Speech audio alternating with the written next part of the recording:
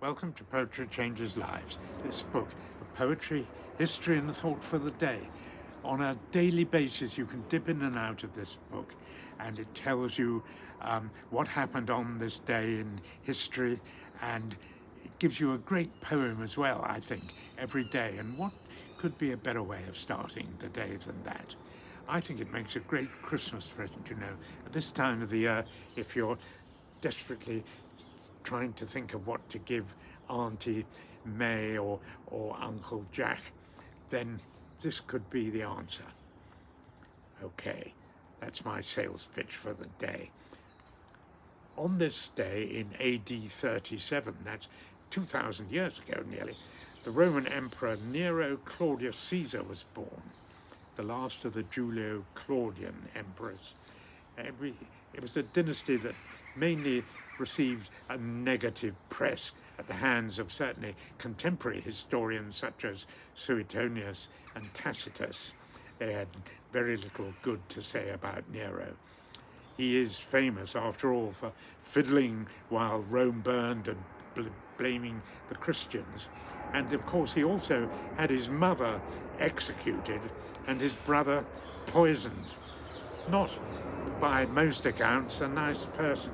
On the other hand, he was popular with the common people, and the power of the Roman Empire during his reign increased hugely, and its size increased too. However, when the governor of the Spanish province Hispania, a man named Galba, was said to be making a bid for the throne, Nero committed suicide in panic, wrongly thinking that he was just about to be deposed and assassinated. Well, he could just have been right, actually. But it was certainly a fitting end for a man that early Christians had called the Antichrist. I'm going to read a poem today by C.F.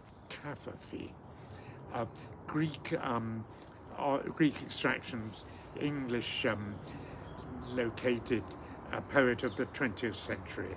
He wrote some very good stuff, and this is called Nero's Dilemma, really about Nero's last days. Nero went to consult the Delphic oracle, the Greek sort of fount of wisdom about his future, and the Delphic oracle told him, beware the number 73, the age of 73. Here's the poem. Nero wasn't worried at all when he heard the utterance of the Delphic oracle. Beware the age of 73. Plenty of time to enjoy himself still. He's 30. The deadline the god had given him is quite enough to cope with future dangers. And now, a little tired, he'll return to Rome, wonderfully tired from that journey, devoted entirely to pleasure. Theatres, garden parties, stadiums, evenings in the cities of Achaia. So much for Nero. In Spain, Galba secretly musters and drills his own army. Galba, an old man in his 73rd year. There we are, 73. Today I ask, I will never give in to despair and to see setbacks as opportunities. Thanks for listening.